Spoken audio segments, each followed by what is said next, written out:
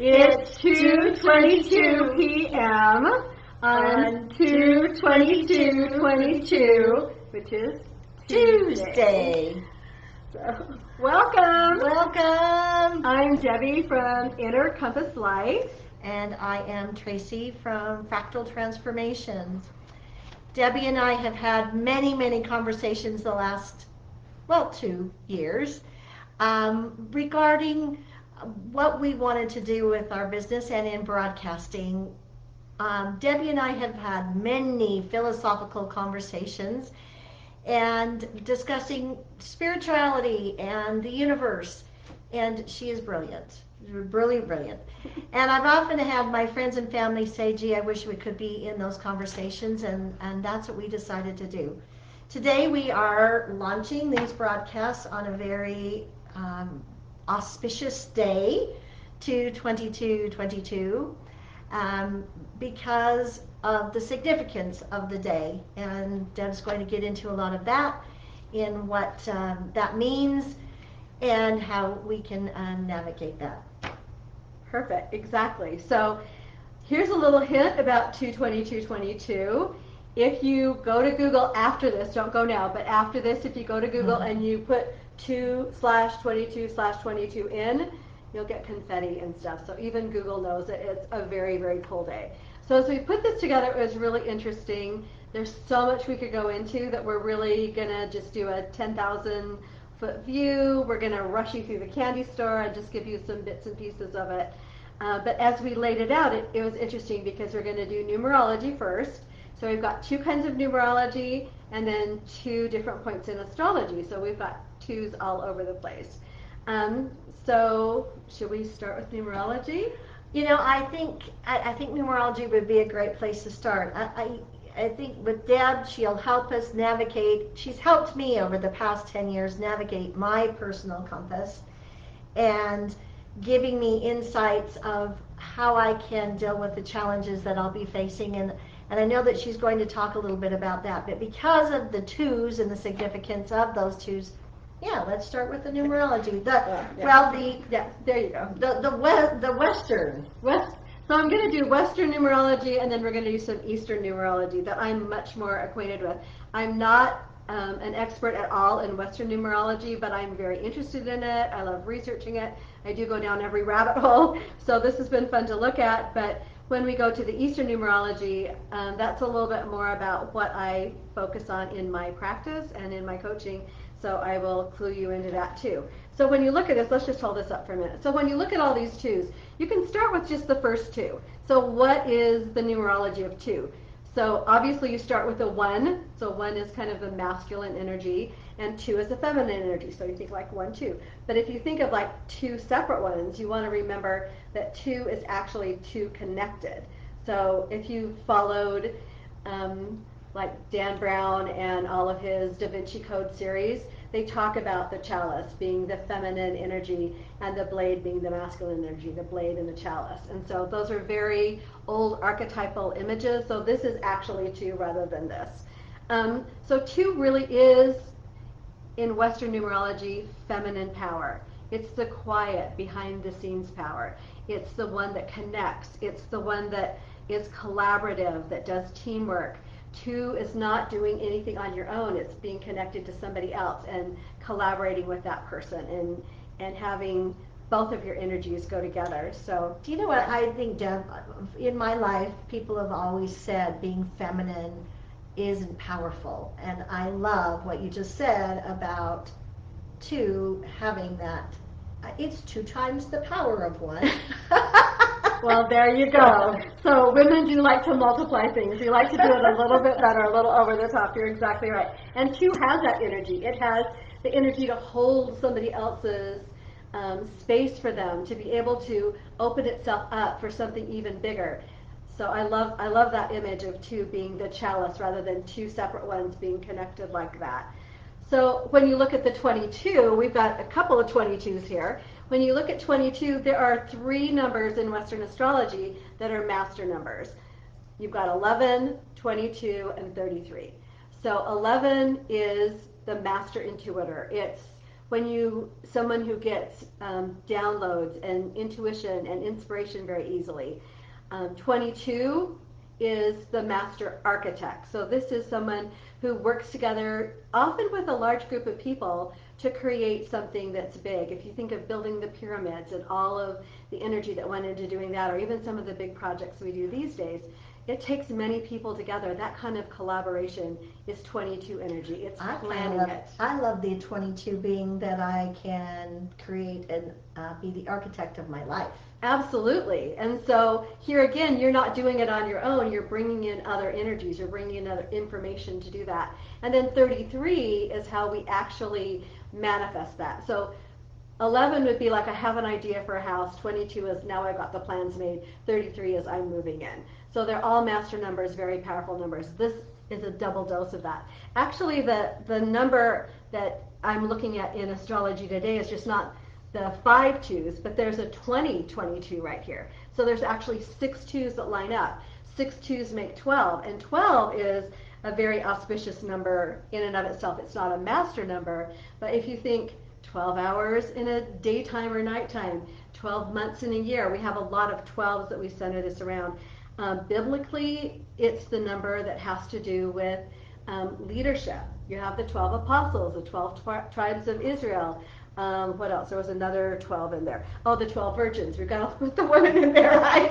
The 12 virgins. And so you have all of these 12s that mean perfection, divinity, completion. And it's because 3 was the number of the Trinity, and 4 times 4 is the number for the earth. So it's bringing the divine down to earth, which again, you've got the sky and the earth, and you've got these two that combine. So it was very cool to see that too. So if you reduce those, so 12, so the 1 and the 2 and 12 becomes 3 because you add them together unless they're a master number. And that 3 actually means, again, the Trinity in the Christian belief, or birth, life, and death. So there's that 3 and 1 there. Mind, body, soul. It's the 3 different things that we experience in reality. And a lot of times it has to do with like optimism and exploration. Like when you combine those things together, it's like, oh, we got to get going. We've got to figure things out. We've got to discover things. So it really is a life path or a number in Western numerology that has to do with discovery and has to do with moving forward. And what was the other thing I put? Oh, it's linked to Jupiter. So Jupiter is a very happy God who wants everyone to be happy and everyone to have everything they need. So it's a really cool number.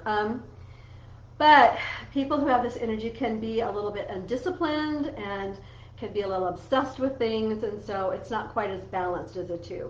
So it's got the energy of the 3 as well as all of these 2. So like you're not just stuck in the we're going to sit here waiting for things to drop, but like let's go around and see what can drop as we're moving around. So it's a very cool number. This number is a palindrome, which means it's backwards and forward the same, which some people are really excited about in Western numerology. And also, 2 has to do with, and this is true in Eastern and Western numerology, it has to do with peacemaking, with having harmony, with collaborating. It's not going to war with each other. It's being a diplomat and working together and looking for the greatest cause for all. So that's Western numerology, but I really, mostly in my practice, I focus on Eastern numerology. And so Eastern numerology has to do with the 5 Chinese elements, water, wood, fire. I'm going around the wrong way. Water, wood, fire, earth, and metal. And when you add yin and yang to those, it becomes what we know of as the Bagua map. So the Chinese Bagua map has to do with, it's like a tic-tac-toe board. And so each of these move every year. This is what I use with my clients, and it's a really powerful tool to be able to understand how you experience life. It's a real big key to finding your inner compass. And this year, which is 2022. Just quickly, because I'm curious here, there's 9. Yeah. What are they? So as you point them out? You've got, so if you start with 1, that's actually water right here. You go to 2, that's yin earth. 3 is yang wood. 4 is yin wood. 5 is core, centered earth, hub of the whale. It's just, we're going to talk more about that. 6 is yang metal, 7 is yin metal, 8 is yang mountain or yang earth, and 9 is fire. So each of them have a different personality. If you think about what bamboo is like or what fire is like, those are metaphors for what the person's personality is like. And it's a really cool 5,000-year-old system that I use in my coaching. This year, for the entire world, everyone has their own personal kind of energetic blueprint that they have based on the day that they're born. But this year, because it's a global year, there's a global energy and a personal energy that they go with every year that changes on the Chinese New Year, which is February. And so this year is actually, we're right here in the very middle. So why that is significant is that everybody that was born in a 5-year, their personal 5-year, their personal core energy year. This means all of you are experiencing the energy that you were born with. So this is a great year to say, am I authentically living the way that I want? Am I doing life the way that aligns best with me? So for instance, the first part of my personality or energetic blueprint is yang wood. And so this year I'm having a very busy moving forward year. That's probably why I'm doing this instead of last year. And Traci is actually yin earth, and she's going through a year about home and about who she is as a woman and about partnership. So that's why she's here doing this with me and supporting me. It's a beautiful combination. But every one of you has one of these, and what I do with my clients is I help them to discover who they are, where they are in that system, and what that means for their year. Everybody on the planet is in this global year of 5 or core Earth. And what that means for all of us is Earth does not like to move. Like if you've ever lived in California like I did, when the Earth moves, that's an earthquake. It's not a happy thing. People aren't like, oh yeah, an earthquake. It's like, we're all going to die. This year is a year of moving Earth. So if you're feeling a little bit wonky, like it's not just you. It's like about 8 billion people are kind of feeling it in their own way this year. But what that also means is that Earth moves to give you a different point of view. It's going to move, and it's going to be unpleasant when it's moving, but when it stops, you're going to go, oh, this is new, this is different, let's go with this.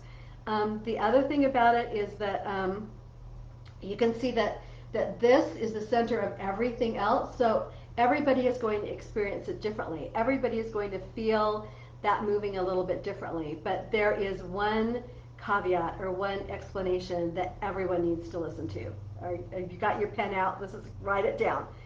Stay centered and don't get caught up in other people's drama this year. Oh, that's a little easier said than done, isn't it?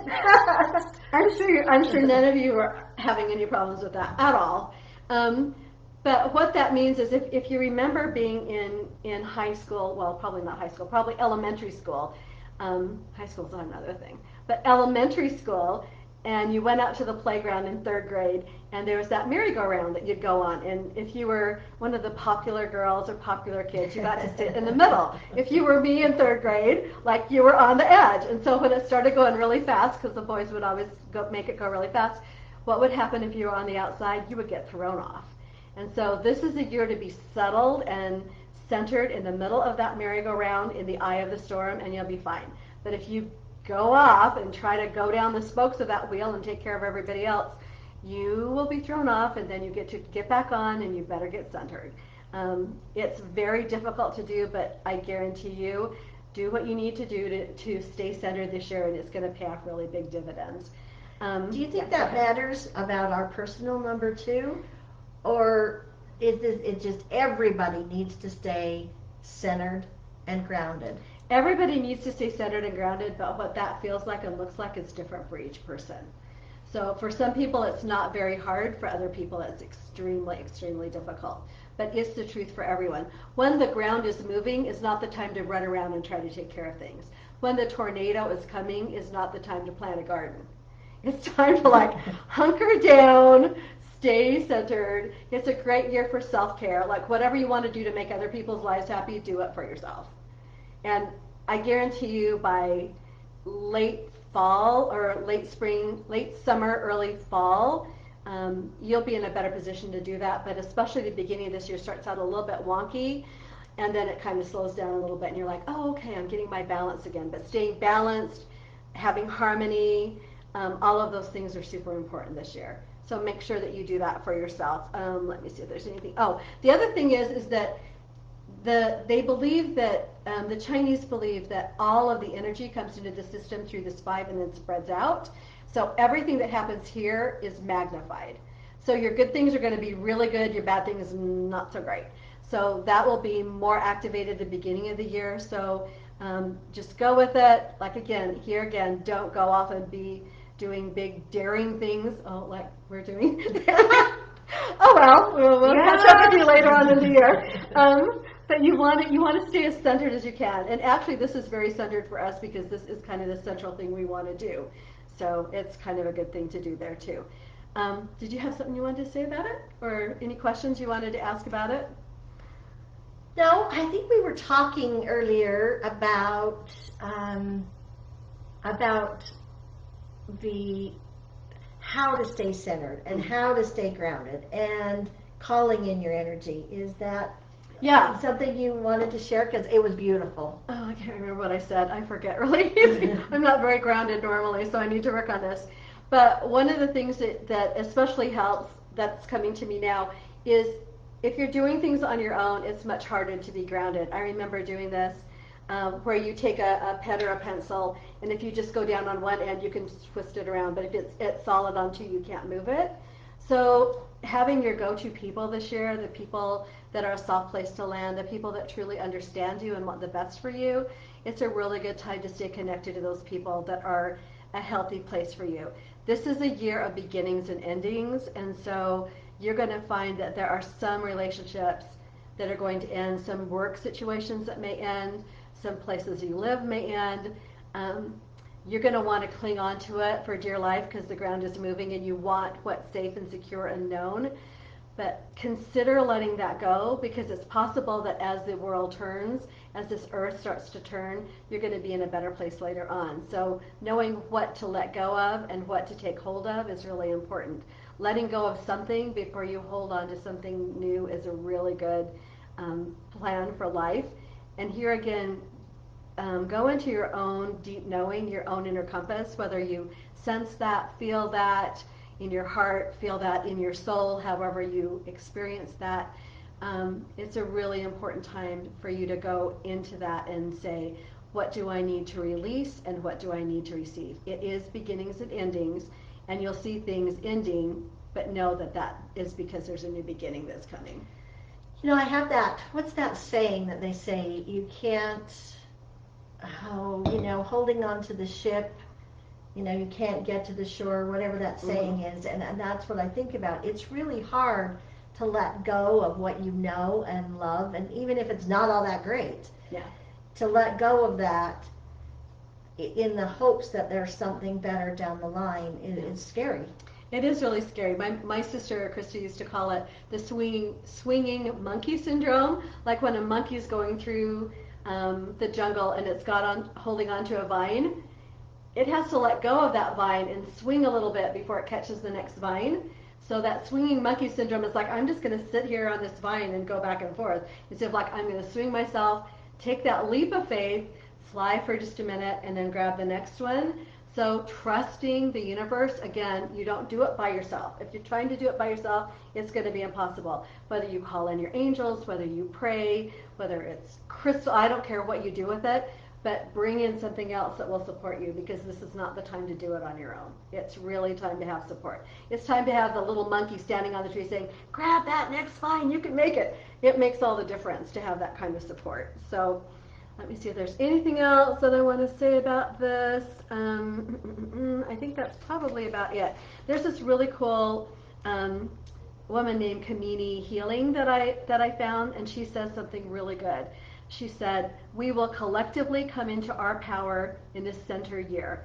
There's a saying, the storm that you thought would break you might just be the storm that will make you. Even if you've been in a challenging experience, you know that usually something good will come out of it with a newfound power. So trust that. Trust that. We've been through it before. get some friends that are very optimistic and supportive, that know you and that are authentic and not toxic to you, and do it together. It's not a time to do this by yourself. So Yeah, well, doing things by yourself is, I mean, sometimes that's good. sometimes it's good, yeah.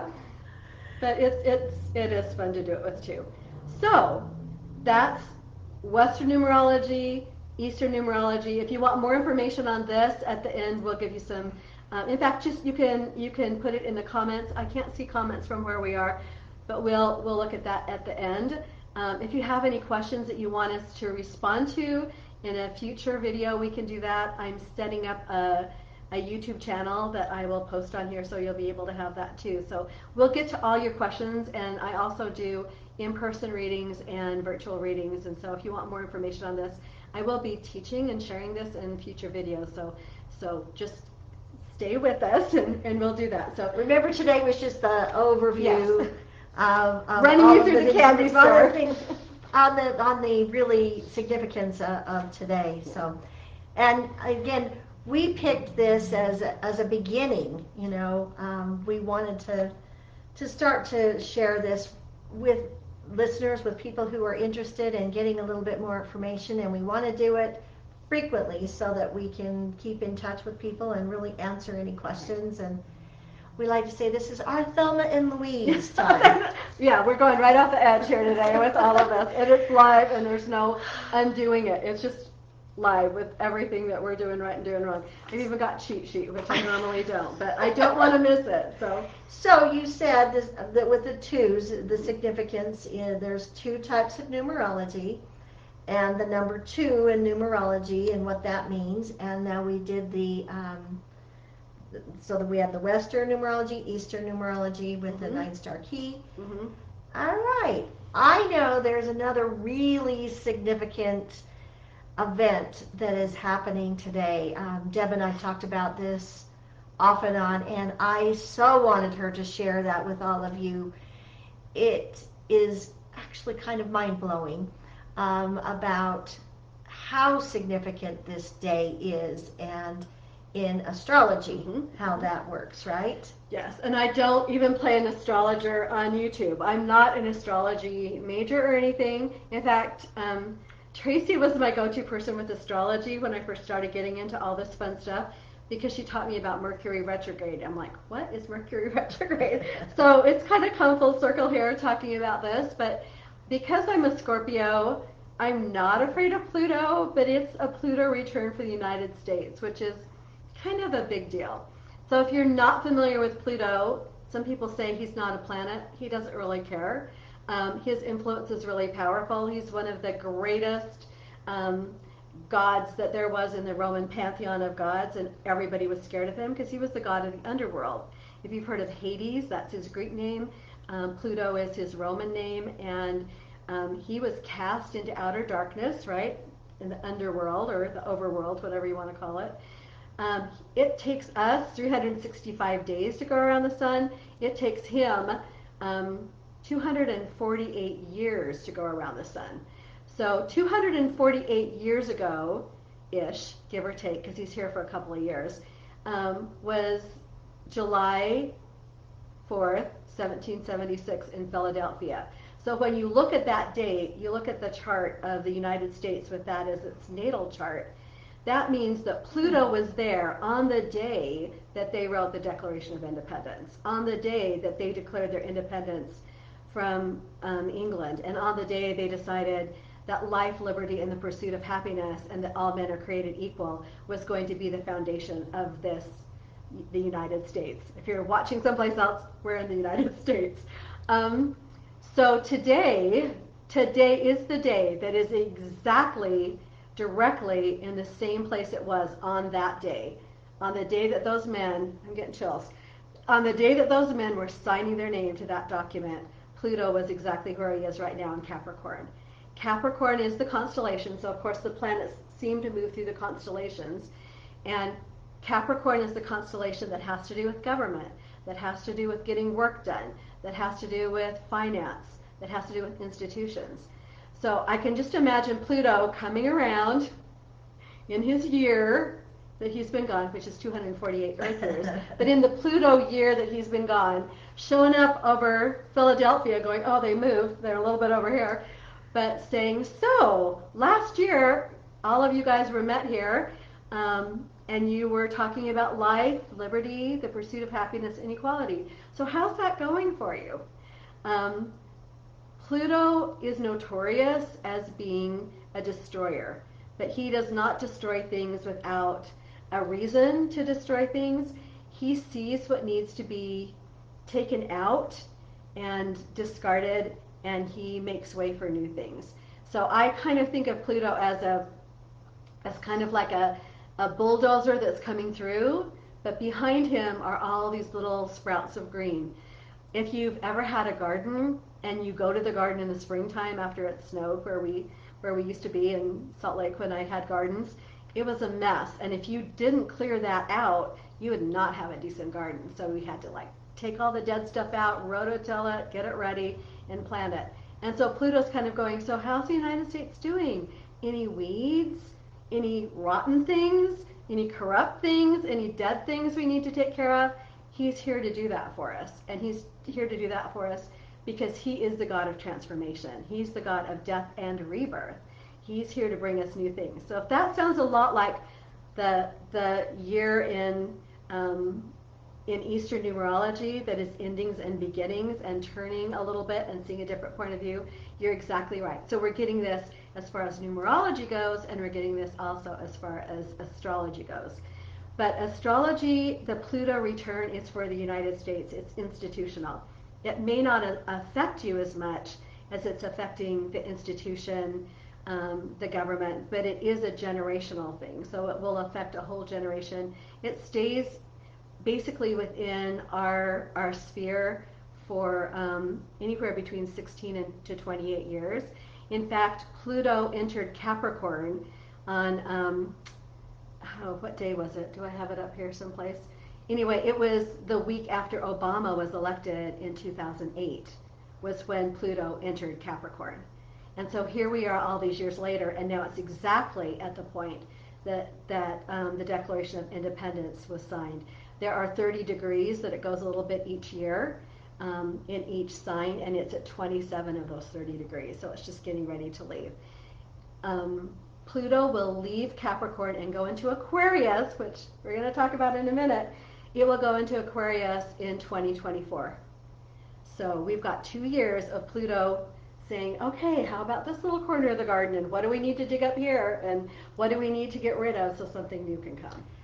I find it kind of fascinating. I don't know that this has anything to do with it, but I was listening to the president this morning talk about, Russia and Ukraine and what's going on there. And I think, isn't that fascinating that on this very day, knowing that it is really the United States, but it's still in political worlds and arenas, it's interesting. It's kind of an echo of what we went through 248 years ago with King George, I think it was King George, wanting to have control over the colonies, and the colonies saying, no, we want to be independent. Now we're seeing literally the opposite side of the world saying, we want to restore our previous kingdom to its glory, and another country saying, no, we want to be free. So it's very, very much the same energy. When Pluto comes, it's a time of upheaval, but it's not a punishing thing. It's not something to be feared necessarily, but it's something that needs to be done. Can you imagine if you never took out the garbage, what this world would be like? You have to take out the garbage. Pluto will take out the garbage. It will take out the garbage. And so here again, hunker down, stay centered, try not to be too polarizing. So two can be, if it's like this, it's polarizing. It's two, it's against each other. If it's like this, we've got some unity going on. So the Pluto return is not to be feared, but oh my gosh, do some research into Pluto return. There's some amazing astrologers. I will share some of my favorite astrologers when I come on one of these days. There's some that are just amazing that talk about it, and it's their second nature to talk about it. But I've waited for this day for a long time because I know that the energy is whatever needs to happen in the United States to end the divisiveness and connect us up is going to start happening now. And I have no idea how that's going to happen. But for the next 2 years, we're going to go through some big changes, especially on the government level. So whatever you can do to make your voice heard, to be that person who brings peace and harmony and diplomacy and connection, you're really needed the next 2 years, especially in the United States or any other places that are going through division and shifting of their identity. So it's a really important time right now. You know, you keep saying Pluto's here for 2 years. Mm-hmm. There's another 2. Oh, you're right.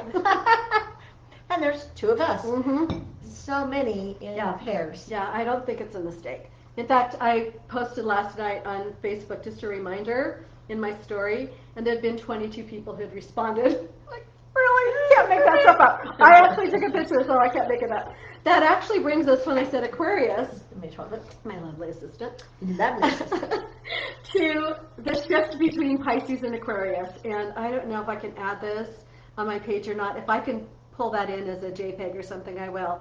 But we have literally been in the energy of Pisces for 2,500 years.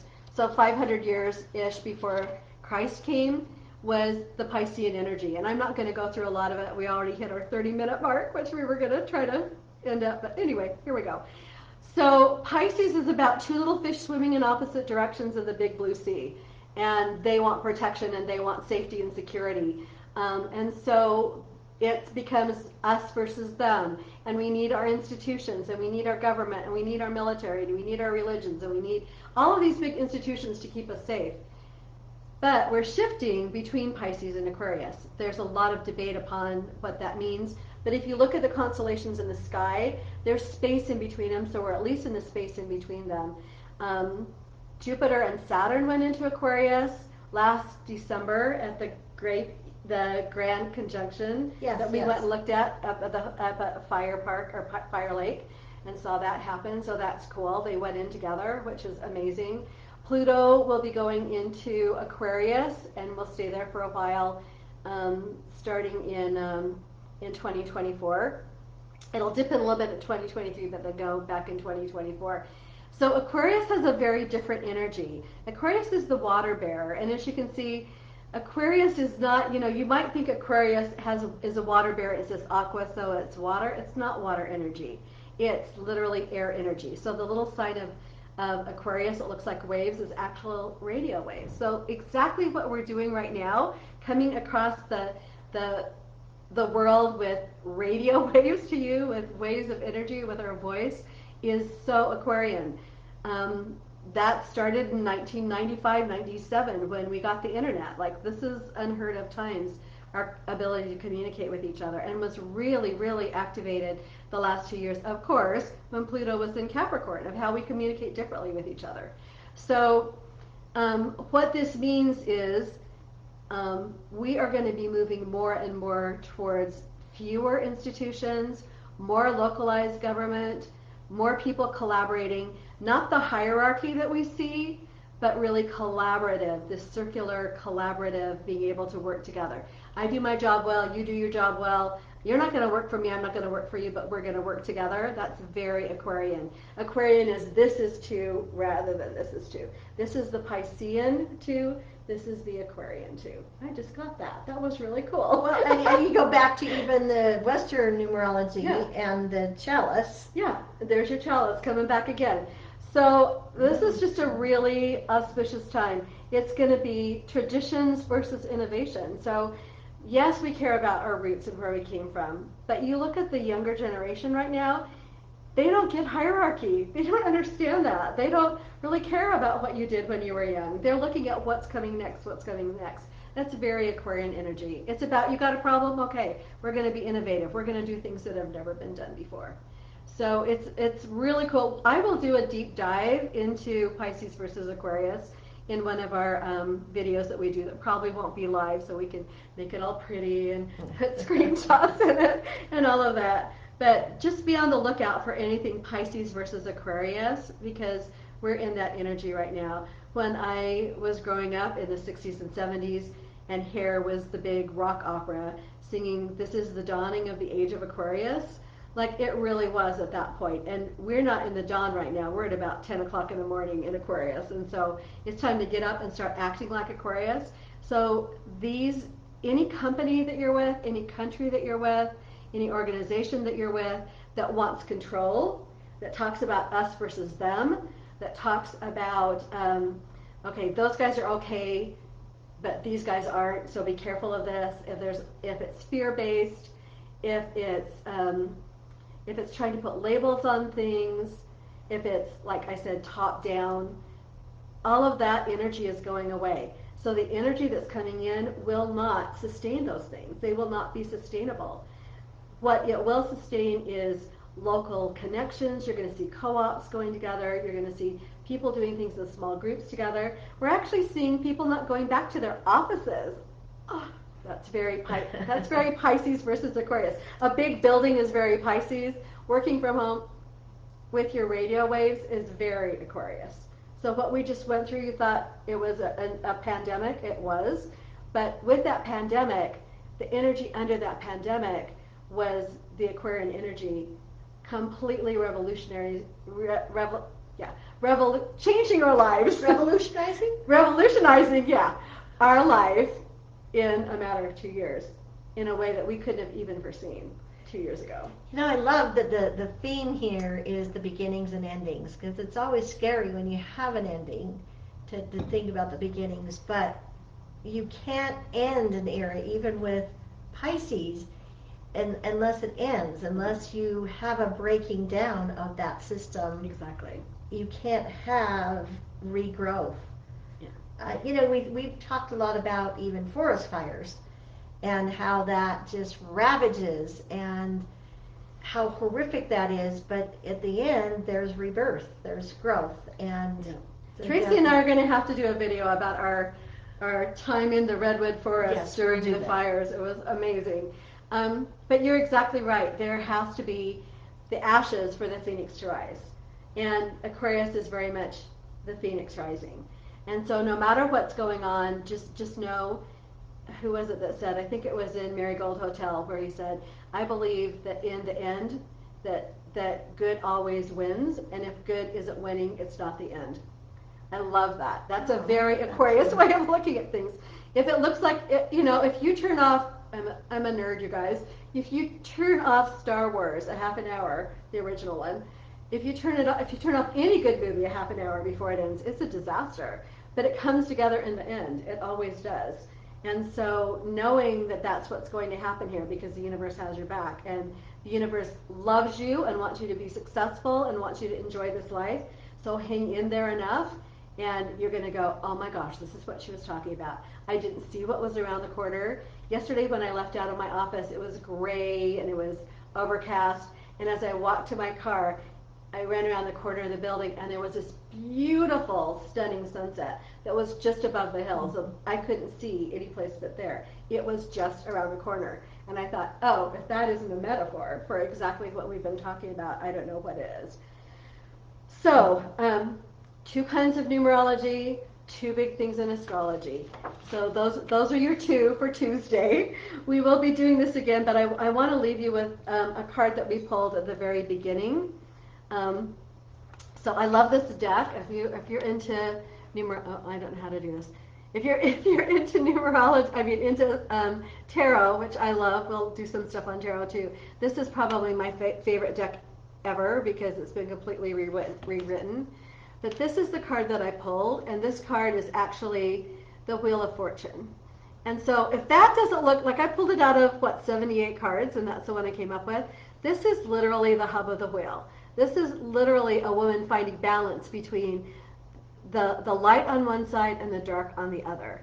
And she's being completely supported by the universe. So this is the message that we want to leave with you, that no matter what is going on, no matter what's turning around in your world, that it's going to be able to be supportive, and you will be supported by the universe. It's going to happen for you. So anything you want to add to that? I love this card so much, and I've never, in all of the readings I've done with this deck, I've never pulled this card out of this deck before. So being able to see that and to know that the Wheel of Fortune is turning, which to me is the universe having your back. Stay balanced. Don't get caught up in other people's trauma and drama. Collaborate with people that are nourishing to you. Do your own self-care. That's another thing too. You have a body, you have a mind, and you have a soul, and all of those can combine to really create stability in your life. But don't hold on to that stability too tight. When the earth is moving, you don't want to dig your heels down in. You want to hover a little bit and keep it light and hold it light and trust it. There'll be a time for you to plant and to grow and to put your roots down. But right now it's your time to just let the universe do its work. Let Pluto do its work. Cheer him on. Clap as he goes by.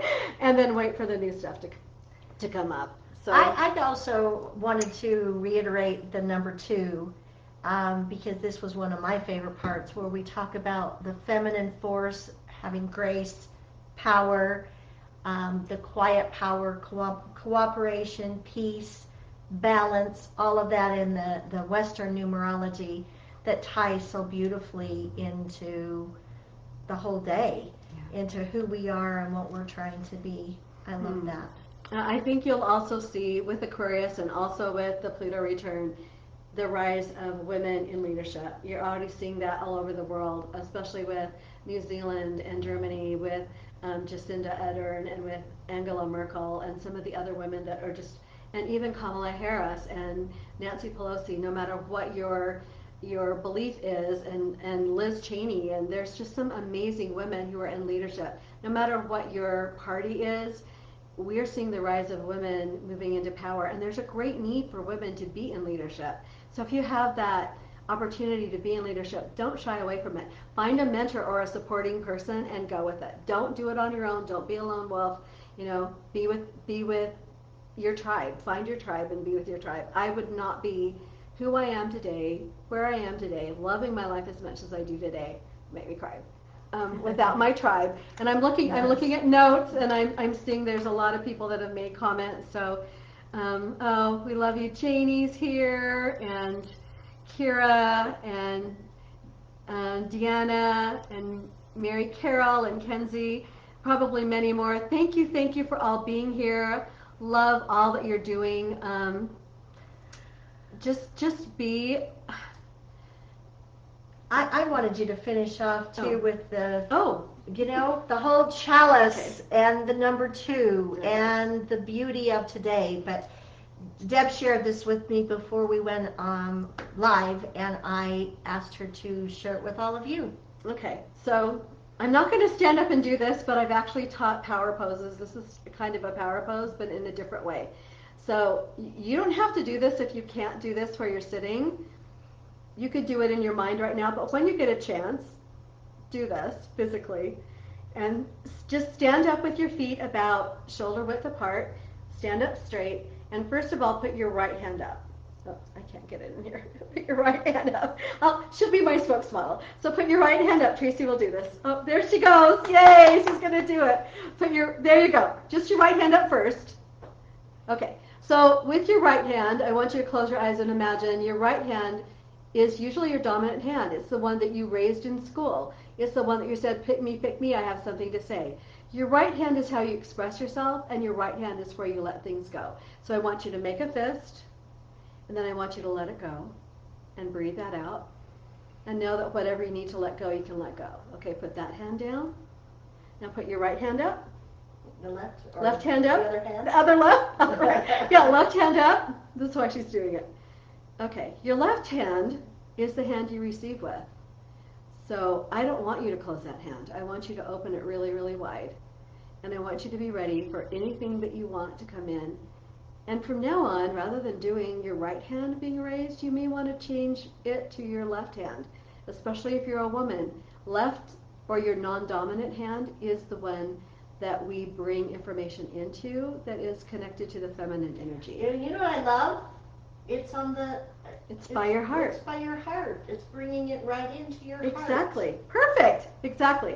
So now, I want you to put them both up. There's your chalice. I want you to close your eyes, and I want you to feel that connection of bringing it in, letting it go, bringing it in. And then just imagine there's a bowl that you're holding on to that is all around you, that is holding sacred space for yourself, for the people you love, for this country and for this earth. And if you keep doing that for the next year or 2 or 20 or 50, it will make a big change. And this is what the world needs right now, is for people to bring that energy in, to feel that love, and to pass it on. So, and so it is. Any last words, Traci? I kind of love that. Thank you, by the way. Yes. I love that by standing there and receiving, you're also grounding yourself, which is what you've talked about, to stay grounded. 100%. So receive and stay grounded. Mm-hmm. The two messages of the day. And you can bring energy down into the earth, or you can bring energy up and release it. So you're receiving it, or you're releasing it there again too.